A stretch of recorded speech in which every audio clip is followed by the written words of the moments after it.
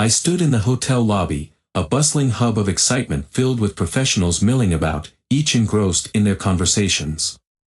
It felt surreal to be away from home, and my heart raced at the prospect of reconnecting with my professional self after so many years of juggling family and work.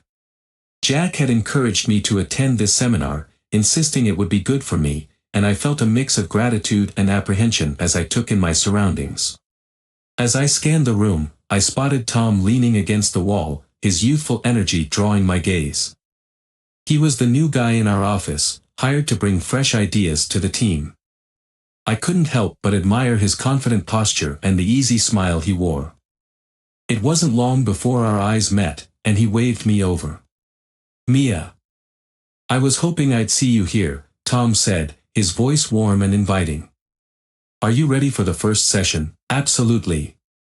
I'm excited to see what they have planned," I replied, trying to keep my tone light despite the fluttering in my stomach. "It's been a while since I've had a chance to focus on work." Tom leaned in slightly, a mischievous glint in his eyes. "Well, I promise to keep you entertained. Just wait until you see the keynote speaker. He's a legend in our field." As the seminar kicked off, I found myself absorbed not only in the presentations but in the camaraderie that blossomed between Tom and me. We shared laughs during breaks, exchanging thoughts on the sessions, and he was quick to compliment my insights. "You have such a sharp perspective on things," Tom said during lunch on the first day. "I can see why Jack married you." His words made me blush, and I quickly brushed off the compliment.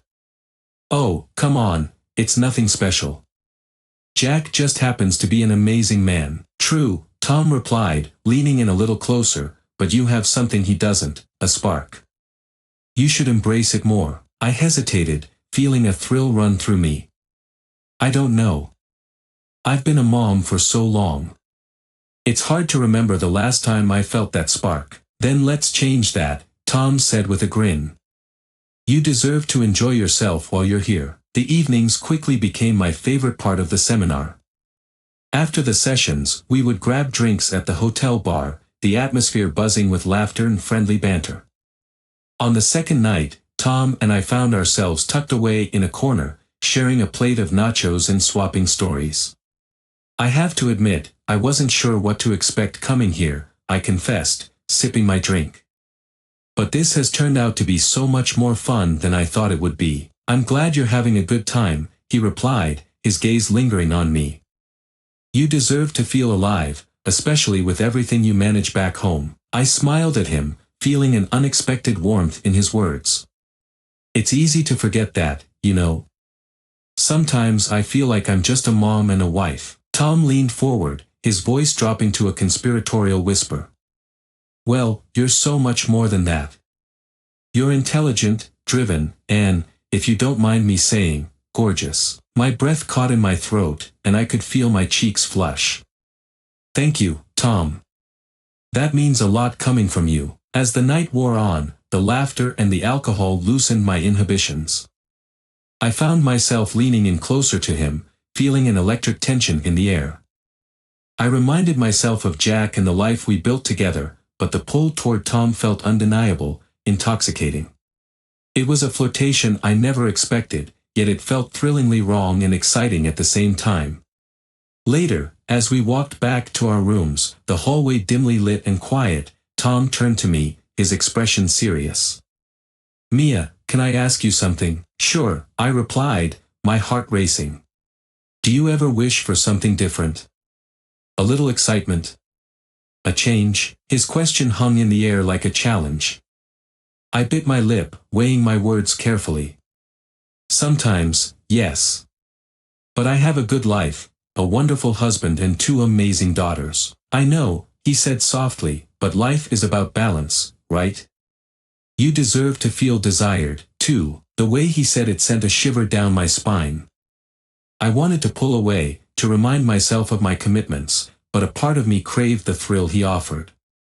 I couldn't shake the feeling that this seminar was more than just a professional opportunity, it was a crossroads in my life. As I stepped into my room that night, the door closing behind me, I couldn't help but feel the weight of my choices pressing down. Was this harmless fun, or was it the beginning of something that could unravel the life I had so carefully constructed? The drive home from the airport felt surreal, a whirlwind of excitement and dread swirling within me. Jack had insisted on picking me up with the girls, eager to celebrate my birthday despite my absence. I couldn't wait to see their smiling faces and hear all about the surprises they had planned. Yet, a knot tightened in my stomach as I recalled the flirtations with Tom, the whispers, the stolen glances. As we pulled into our driveway, I noticed the decorations, streamers hanging from the porch, balloons bobbing in the gentle breeze. It was a heartwarming sight, one that filled me with guilt. Jack and the girls had gone through so much effort, and here I was, carrying the weight of secrets that threatened to shatter our happiness. Surprise! Lily and Grace shouted as they rushed toward me, their arms wide open. I knelt down to embrace them, savoring their warmth and innocence. "Happy birthday, Mom!" Grace squealed, her eyes sparkling with joy. "Thanks, my loves." I beamed, momentarily pushing aside the heaviness in my chest. "You guys are amazing." Jack stepped forward, his smile wide but with a hint of something deeper behind his eyes. "Welcome home, Mia."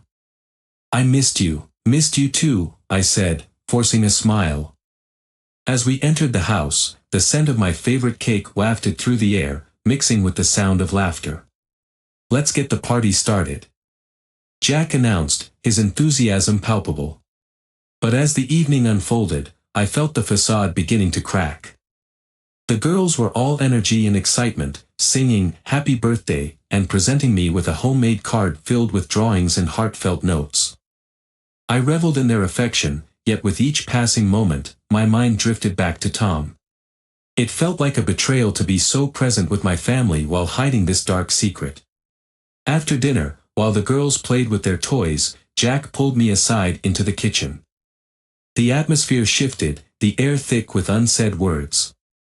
"Mia, can we talk for a moment?" "Of course," I said, my heart racing. He leaned against the counter, crossing his arms tightly. "I know the girls are excited, but I need to ask you something." "What is it?" I forced myself to meet his gaze, but the weight of my guilt made it difficult. "Did everything go well at the seminar?" he asked, his voice casual yet probing. "Yeah, it was great. I learned a lot," I replied, attempting to keep my tone light, but I could see the skepticism in his eyes. "Just great," Jack pressed. "You've been gone for a week." I thought it would be more than that. I took a deep breath, my mind racing. It was intense. You know how these things can be, lots of networking and learning, but exhausting too. He studied me for a moment, as if searching for something hidden beneath my words. "I just want to make sure you're okay. You seemed so distant before you left." "I'm fine, really," I insisted, my voice rising slightly. "I was just focused on the seminar." Jack nodded slowly, but I could see he wasn't convinced. "All right, just know that I'm here if you want to talk about anything. I missed you while you were gone." The sincerity in his voice made my chest ache, and I felt the weight of my choices crashing down around me. "I missed you too, Jack," I managed to say, forcing a smile. "Let's get back to the girls. They'll want to open presents," he said, though I could sense the unresolved tension lingering between us. As we rejoined the girls, their laughter filled the room, momentarily drowning out the unease in my heart. I forced myself to enjoy the moment, opening gifts and pretending everything was as it should be. But each time I glanced at Jack, I could see the flicker of doubt in his eyes, a shadow that loomed over our celebration. Later that night, after the girls had gone to bed, I sat on the edge of our bed, staring into space as Jack got ready for sleep. The silence between us felt heavy, charged with the unsaid. "Are you sure everything went okay at the seminar?" Jack finally broke the silence, his voice low. "Why do you keep asking?"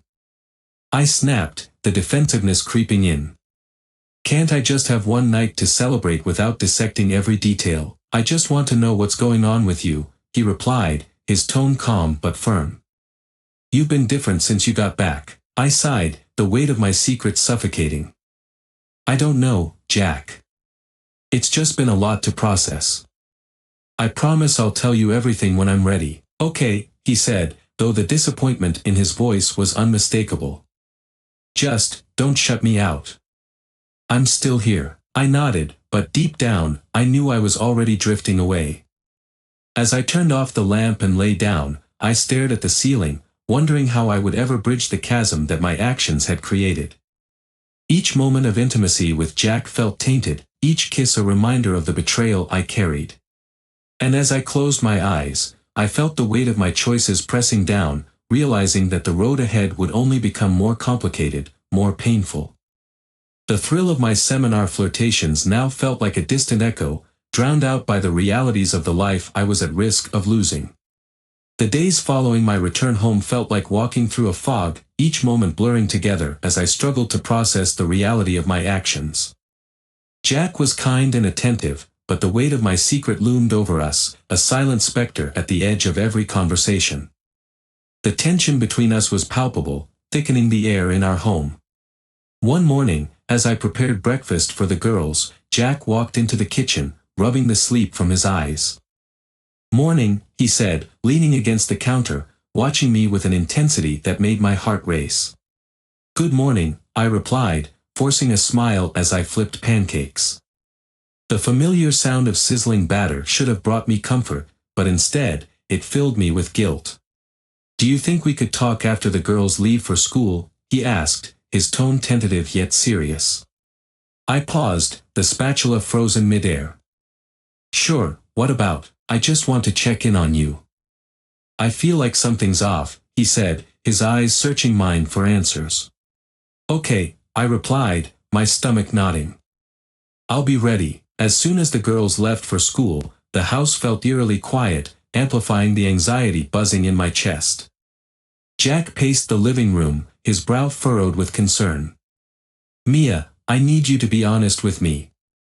Are you really okay?" I took a deep breath, forcing myself to meet his gaze. "I'm fine, Jack. Just a bit overwhelmed." "It was a long week, but it's more than that, isn't it?" he pressed, crossing his arms. "I can tell you're holding back." "Did something happen at the seminar?" A lump formed in my throat, and I struggled to find the right words. "No, it's nothing like that. I just what?" he interrupted, his voice rising slightly. "You've been distant since you got back. I want to understand what's going on." I felt the walls closing in around me, the pressure mounting. "I'm just adjusting, Jack. It's hard coming back after being away. I love you and the girls, but I feel lost sometimes." Jack's expression softened, but the pain in his eyes remained. "You can talk to me about anything, Mia. I'm your husband, I know that." I snapped, frustration boiling over. "But it's not that simple. I can't just open up about everything." "Why not?" he challenged, stepping closer, his voice low and steady. "You think I won't understand? I'm trying to be here for you." The intensity of his gaze made me falter, the truth hovering just out of reach. Because I don't want to hurt you," I shouted, tears welling in my eyes. "I don't want to break what we have." Jack sighed, running a hand through his hair. "Mia, it feels like you're already breaking it by not being honest. Whatever it is, we can face it together." I choked back a sob, the guilt washing over me like a tidal wave. "I'm scared, Jack. I don't want to lose you or the girls. What if I'm the reason our family falls apart?" "Mia, please," he said softly, reaching out to touch my arm. "You're not the reason. But we need to communicate. You need to let me in." I nodded, feeling the weight of his words sink in. "I know I should, but it's just hard to explain." "Take your time," Jack said, squeezing my arm gently. "But don't let this fester. We can work through it." As he stepped away, I felt a glimmer of hope. Maybe I could find the courage to tell him the truth, but for now, I needed more time to process what had happened. Over the next few days, the tension didn't ease. Every interaction felt heavy with unspoken words, and I often found myself lost in thought, replaying moments with Tom in my mind. I'd catch myself staring blankly at my reflection in the mirror, a stranger staring back, wondering how I had allowed myself to stray so far from the woman Jack had married. One evening, as I was putting the girls to bed, I overheard them chatting in their room. Lily was asking Grace about the fun activities they wanted to plan for my birthday party. My heart swelled with love for them, but it also ached with guilt. I had betrayed their trust by not being the mother they needed. "Mom's going to love the surprise we're planning, right?" Lily said excitedly. "Yeah. We have to make it perfect." Grace replied, her voice filled with innocent enthusiasm. I creaked the door open slightly, peering in at their joyful faces, and my heart twisted. I had to find a way to make this right, to regain the trust one had shattered without them even knowing. Later that night, after tucking the girls in, I sat on the edge of our bed, Jack beside me. He turned to me, his expression serious. "Mia, I know this is hard, but you need to talk to me. I can't help if I don't know what's going on." "I know," I whispered, tears brimming in my eyes. "I want to tell you everything, but I'm terrified." "Of what?" he pressed gently. "Of losing you. Of losing our family," I admitted, my voice trembling. "What if you can't forgive me?" Jack took a deep breath, his face softening. "You need to trust that we can face this together. Whatever it is, we'll figure it out. But shutting me out is only going to hurt us both." I nodded, but the fear remained. "I'll try, I promise." As I lay in bed that night, I felt a growing sense of dread. I knew that the moment of truth was approaching, and I could no longer avoid it. My heart raced at the thought of confessing my betrayal, but deep down, I understood it was the only way to heal. The aftershocks of my actions had already begun to ripple through our lives, and I had to be the one to set things right before the damage became irreparable. The sun hung low in the sky as I sat on the back porch, the warmth of the afternoon wrapping around me like a blanket. I could hear the distant laughter of Lily and Grace playing in the yard, their joy a stark contrast to the storm brewing inside me. It was time to make a decision, one that would shape the future of our family forever. Jack had been patient, giving me the space I needed, but I could feel his concern growing with each passing day. The weight of my secret pressed heavily on my chest, a constant reminder of my betrayal. I knew I had to tell him about Tom, about the flirtation that had spiraled out of control. But how could I put into words the pain I had caused? "Mom! Come play with us."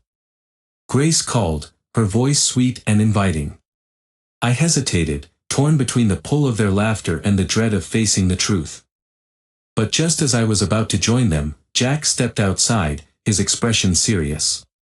"Mia, can we talk?" he asked, his tone gentle but firm. "Sure," I replied, my heart racing. I knew this was it. We moved to the far side of the porch, away from the girls, and I took a deep breath, feeling the weight of the moment. "What's on your mind?" I asked, trying to sound casual, but my voice quivered. Jack ran a hand through his hair, clearly gathering his thoughts. "I've been thinking a lot about what you said the other day, about feeling lost. I want you to know that whatever it is, you can talk to me. We're in this together." I nodded, my throat tightening. "I know, Jack. It's just hard. I've been feeling so overwhelmed." He stepped closer, concern etched on his face. "You don't have to go through this alone. If there's something going on, please tell me. We can figure it out." I swallowed hard, the moment of truth hanging in the air. "It's just, there's something I need to tell you." His expression shifted, a flicker of concern crossing his features. "What is it?" Taking a deep breath, I looked into his eyes, searching for the strength I needed. "While I was at the seminar, I got close to someone, a colleague named Tom. It started out as friendship, but it became more than that. There were flirtations." Jack's face fell, and I watched as the color drained from his cheeks. "Mia, what are you saying?" "I'm saying I let it go too far. I didn't mean for it to happen, but I became emotionally involved," I admitted, my voice cracking. "I didn't want it to happen, but it did." Silence enveloped us, the weight of my confession hanging in the air. Jack stepped back, his eyes filled with disbelief. How could you do this? After everything we've built together, I know. I'm so sorry, Jack. I never wanted to hurt you, I cried, tears streaming down my face. It was a mistake, and I'm willing to do anything to make it right. Do you love him? He interrupted, his voice low and shaky. The question pierced through me like a dagger. No. I don't love him. I made a terrible mistake, but my heart is with you and our family. Then why did you let it happen? Jack's voice rose in frustration. You could have come to me. We could have worked through whatever you were feeling. I was scared, I admitted, my voice barely a whisper. Scared of losing everything. I thought I could just ignore it, but it spiraled out of control. Jack's expression hardened, the hurt in his eyes cutting deep. You think this is something we can just work through? You betrayed my trust, Mia. I know, and I hate myself for it, I said, my voice breaking. But I'm here now, and I want to fight for our family. I'll do whatever it takes. He ran a hand through his hair again, pacing the porch as he processed my words. I need time to think, Mia. This isn't something I can just brush aside. I understand, I replied, my heart sinking. I don't expect you to forgive me right away. I just want you to know I'm committed to making things right. Jack nodded slowly, but I could see the turmoil in his eyes. I just don't know if I can ever trust you again. Please, I begged, feeling desperation claw at my insides. I'll go to therapy. I'll do anything to prove to you that I can be the wife and mother you deserve. I want to rebuild our trust, but I can't do it alone. He stopped pacing and faced me, his expression softened but still filled with hurt. You need to understand that this decision will affect our family. The girls, they deserve to know that their parents are okay. We owe it to them to figure this out. I know, I replied, tears spilling down my cheeks. I love them so much, and I don't want to tear them apart. Please, let's try to find a way to heal together. Jack sighed, his eyes glistening with unshed tears. I'll need time, Mia. This is going to take a lot of work. I'm willing to put in that work, I promised, my voice firm. I won't give up on us. As Jack walked back inside, the gravity of the situation settled over me. I knew that the decision had been made, but the road ahead was uncertain. Trust was fragile, and I had shattered it with my choices. But I was determined to fight for my family, to prove that love could withstand even the harshest storms. I took a moment to collect myself, the cool evening air wrapping around me as I considered the path before us. This was just the beginning of a long journey toward healing, and I was ready to face it, no matter how daunting it felt. The decision had been made to confront our challenges head-on, and for the first time in a long time, I felt a flicker of hope amid the darkness.